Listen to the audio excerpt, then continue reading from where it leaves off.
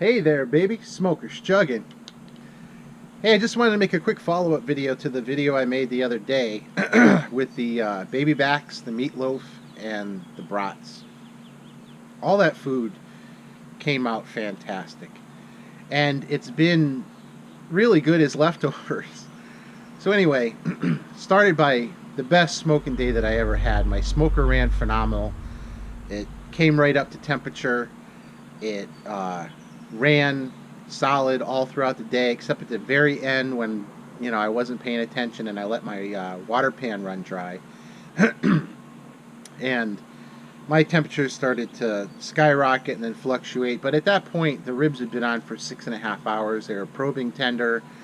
I don't remember exactly what the temperature was. It wasn't what I was looking for, but it didn't matter. They were tender, and that's about all they take to cook, and I didn't want to let them dry out, so I took them off, and they were great. A little on the salty side. I had heard that if you use ribs that say on the package super tender or tenderized or whatever, it means that they're brined, and there is definitely a chance of oversalting them, and I think that's what happened this time. I bought Smithfield ribs from Walmart. They did say that on the label. I had sprinkled just a little bit of salt on the outside, and then I went back with my rub, which also has a little bit of salt, not a lot, but a little bit. And they were pretty salty the night of the smoke. And by the time we ate them, they had sat a while. They weren't hot anymore. They were kind of lukewarm, and they hadn't really settled down flavor-wise. They were good, but again, the first thing that came to mind was that they were pretty salty.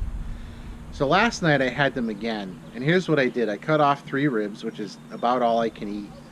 I glazed them with my On the One red sauce, which I have 2 versions now. I have the original On the One red, and then I have a cola, where I add a little bit of cola syrup, and it's barely noticeable. If you're thinking about it, you can say, yeah, I taste cola. But if you don't, it just adds a complexity, a sweetness, a bite that you don't otherwise get. I glazed them with that. I put them in a 350 oven until they warmed up. And the glaze set, and they came out hot, like can't hold the bone hot. And what a difference. The smoke flavor had really settled into them. The saltiness had diminished. The sauce kind of balanced it out with a little extra sweet and a little extra tang and a little more spice, and even had that little peppery tingle on the lips after I was done eating them. Had that, some of my homemade baked beans, and a green salad. Phenomenal dinner. It was amazing. It was really, really good. You guys know those brats were good. I made a separate video on that, and I included it in the larger video. But the highlight here that I wanted to tell you guys about is the meatloaf. I always think about meatloaf, when I'm baking it in the oven. And I do it, fairly regularly. I do it 3 or 4 times a year at least. And I pretty much have a bunch of different recipes, but I have my go-to recipe, which I don't really measure things. As you know from my bean video, I kind of cook by eye.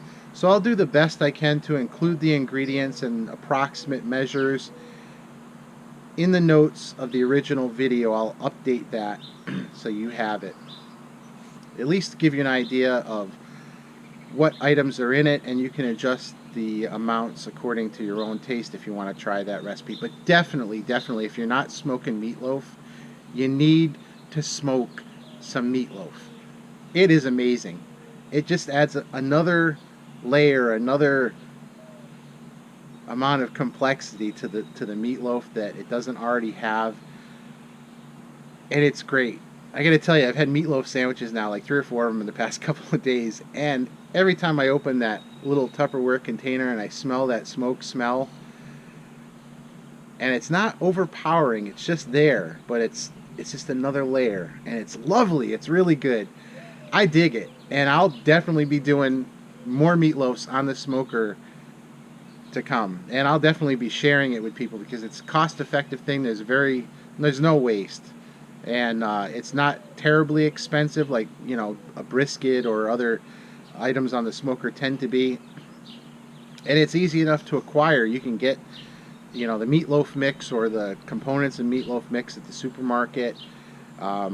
and it's pretty easy to make. So I'll definitely be making more of that, and I'll definitely be sharing it with my local friends because it's just that good. It's really good, and it makes a great sandwich. I like mine with a little mayo, a little ketchup, and a slice of cheese. And I like on these last sandwiches I've been using Pauly sweet munchy cheese, which is a very creamy American style cheese with kind of just a tint of sweetness to it.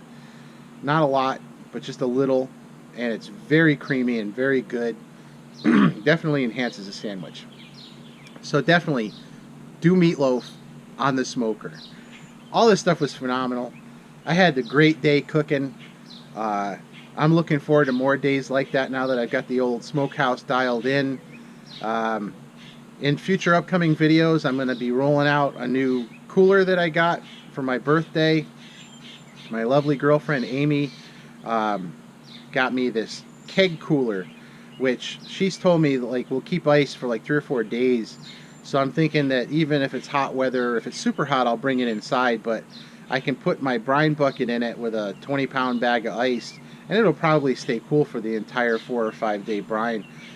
If I have to add another bag, big deal, but it definitely makes it so that I can make corned beef year round. If I was just using the uninsulated trash barrel, I'd be putting ice in it so often and my temperatures go up and down. You risk spoilage of the meat.